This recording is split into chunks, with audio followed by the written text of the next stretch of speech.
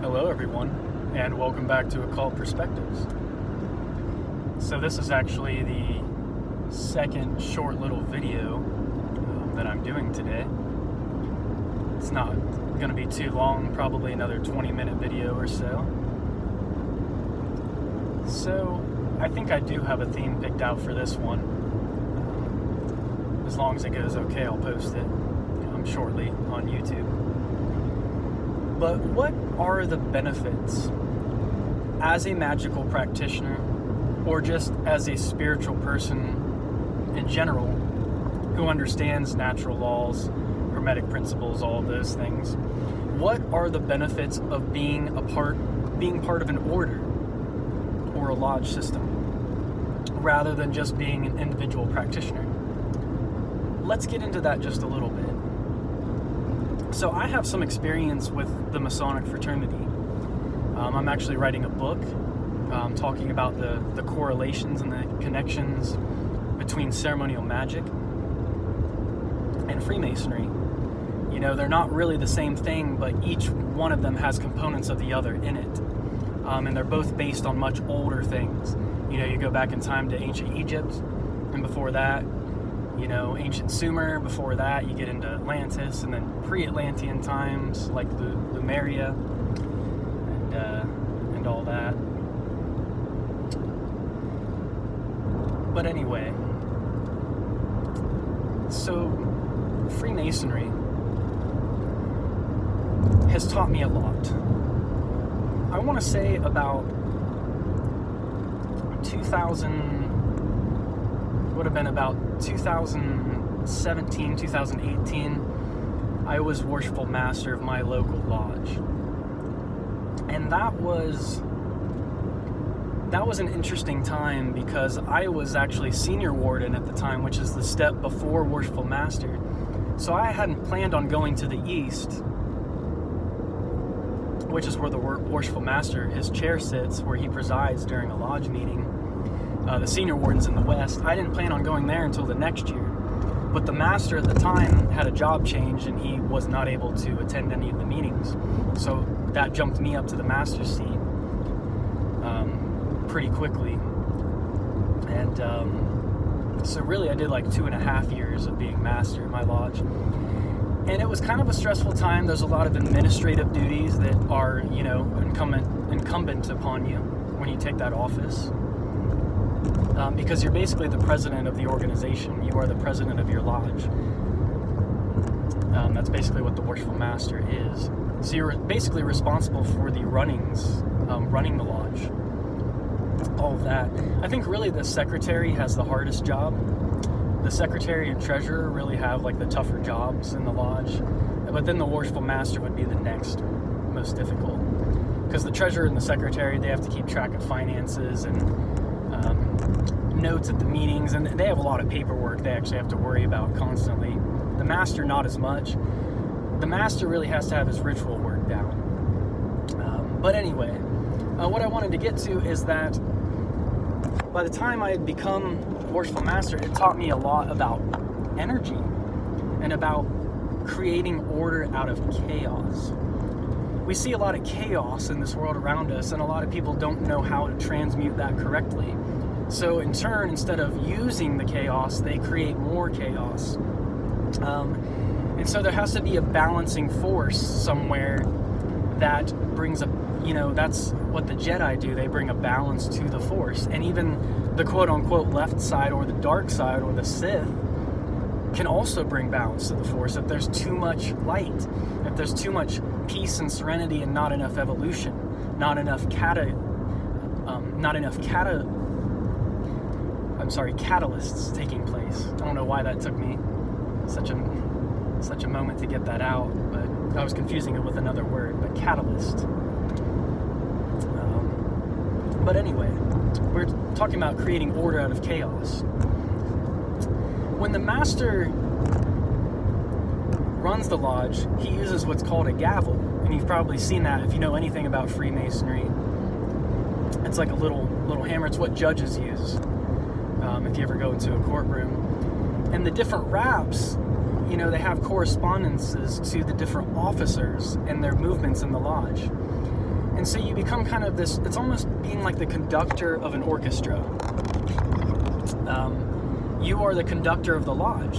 You help the brothers, you kind of direct the meeting. Every rap signifies an energetic direction or movement. It means something. Usually one rap will bring one individual brother up, 2 raps brings all the officers up, they stand, and then 3 raps would stand up everybody in a lodge, and then 1 rap, everybody sits back down. But being in that position of being the master of the lodge, it really gives you an occult idea of how energy works in this world.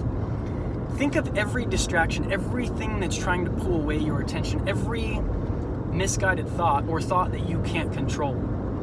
All of these things, anything that's distracting you from your higher purpose or your higher self, are these gavel hits. Think of the gavel as a negative thing, rather than in the lodge it brings about order. But think about all these things trying to grab your attention as different gavel hits. Oh, what's that? Oh, this is distracting me. Oh, this is distracting me. So instead of being torn from side to side and astray like most of the world is, the gavel helps bring order, helps bring symmetry and order to the chaos. So when you're in that position in the lodge, especially when you get to the master's chair, you use a gavel also as a junior warden and a senior warden. But you really see how it all works when you become the master and you're the one up on the stage. You're the one in the east. You're the one actually running the meeting. It becomes a lot different. And it becomes a lot more meaningful because you've been learning about the different parts of the ritual up until the time you become a worshipful master. So for me, is it necessary to join an order? I'm not a part of any magical orders or anything like that. No Golden Dawn, no OTO. I have visited an OTO temple once. That was a really interesting experience. But the only really organization that I'm a part of is Freemasonry. And being a part of that has really helped me evolve in a lot of ways. It has taught me solemn lessons about life. And they talk all the time about being brought to light. Masonry is all about seeking light, more knowledge, more gnosis. But what people seem to forget about when you gain light, what does light do? It illuminates. And in particular, it illuminates darkness.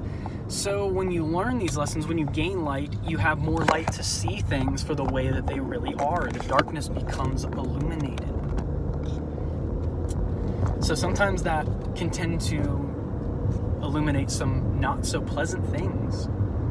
And that's part of the solemn lessons of the mystery schools, is that you learn to see things for the way that they really are. You're not caught up in the daydream of unicorns and rainbows and sunshine. You're not pulled into the matrix in a illusory way.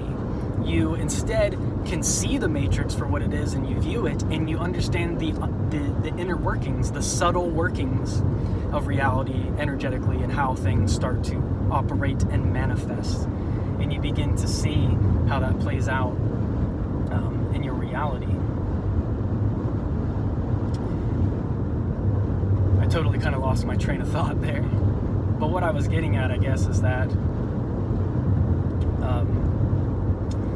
being the master and just being in the organization in general, it's helped me see things in a different light. It's helped me understand the seriousness of life as well. Because anybody who goes through the mystery schools is going to go through some kind of symbolic death and resurrection into a new life, because you have new understandings, and you start to notice that not only do you have new understandings, you have new perceptions. You start to, and if you work on those and strengthen those, you can align yourself with Source. Be in alignment with Source. If you're in alignment with Source, the universe is going to work on your behalf rather than working against you. And one of the other cool aspects about joining a fraternity, let's say you wanted to join the Golden Dawn, There's a curriculum there that you can follow, and there's teachers that will help guide you rather than you just being left, out on your own or whatever. Unfortunately, we were talking about the elemental directions in the last video and how these have kind of been messed up in these orders, or so it seems. But from what I've gotten, nobody seems to know that that's really the case. So if that's, if those are already set on the astral plane, we need to fix the directions. And especially when you're performing, like, magic, like the LBRP or the LIRP, you need to make sure you have your directions correct. But one of the other things that is nice is that it syncs you in with like-minded people.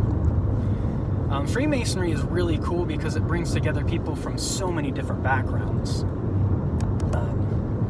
For me, I've gotten to meet people and work with people and associate with people that I never would have otherwise. You have people from all different backgrounds and occupations, and people who have very unique, life experiences tend to be the ones who, end up joining these secret societies or these different groups. They usually have unique stories to tell. There's always something to learn from a brother, and it's really cool to have a whole worldwide fraternal organization where those are your brothers. If you need help, if you need someone to talk to, if you need guidance, there's a whole network, a whole world of brothers there waiting to help you. And very rarely does it happen that a brother will actually really wrong you. I think I've only seen it in the history of the whole time I've been a part of it. There's only been one instance where there was somebody that really did something they weren't supposed to do, but the rest of the time, it's true camaraderie. It's genuine. People really care about you, and that care and that support system, and that's brotherly love, and that's something that this world really needs, is brotherly and sisterly love, remembering, that we are really one giant family. As much as we may not want to admit that, especially when it comes to certain individuals, but joining a society or something like that, it allows people to come together on a common ground and set certain standards for themselves, to better themselves as individuals, to pursue their higher, journey, their higher self, and to get more in alignment with God or Source or the great architect of the universe, or whatever you want to call it. So yes, as an individual practitioner, there's nothing wrong with that. There's nothing wrong with joining an organization. I think if I would have had the knowledge now that I had a long time ago, I probably would have never joined an organization of any kind, but I'm glad that I did, because I learned so much, and I've gotten such unique life perspective from actually going through the process of Freemasonry. Yeah, it's one thing if you read about it or whatever, you read about what's done in the lodge, but to actually go through it and experience it and be that the journey also manifests in your life. It's not just like you go in and you just do these degrees, and no, like, it's a lifelong journey, and you will see correspondences and synchronicities. Masonic symbolism, and honestly, all Masonic symbolism comes from earlier teachings and earlier mystery schools. It's just a more modern adaptation with the Masonic flavor. It's the Masonic tradition, so to speak. So it's just their flavor. And as we know, there's all kinds of cultures and traditions and mystery schools and spiritual beliefs, and there's just so many. And it's just their version of it, based around, the allegory and the story of King Solomon's Temple. So yeah, I wanted to make a little video, giving some insight about, we see so much chaos in the world, so much people just mindlessly expending energy and running back and forth, and you could probably condense about everything. I'd say about like 99% of human activity is probably just not. Of course, it's all part of a bigger plan, as we know. Things manifest for reasons, as above, so below principles. There's correspondences happening in the higher planes as well as in the lower planes simultaneously.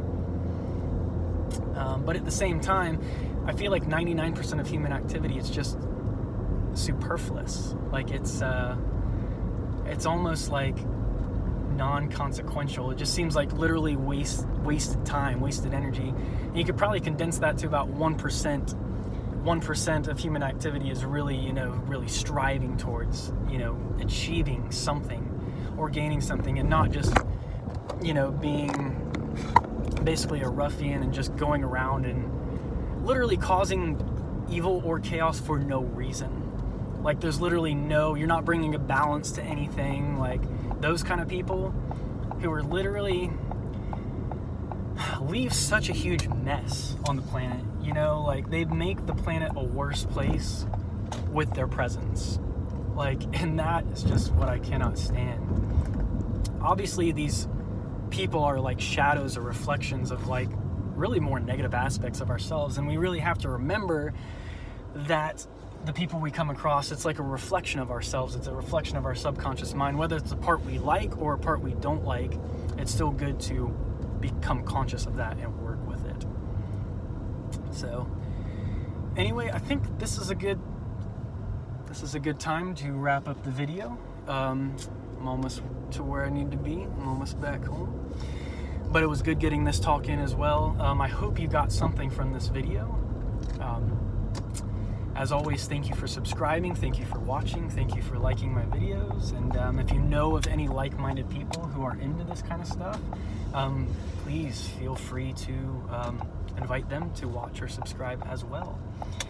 So until next time, everyone, peace and blessings, and you will hopefully see me really soon. So I will see you on the flip side.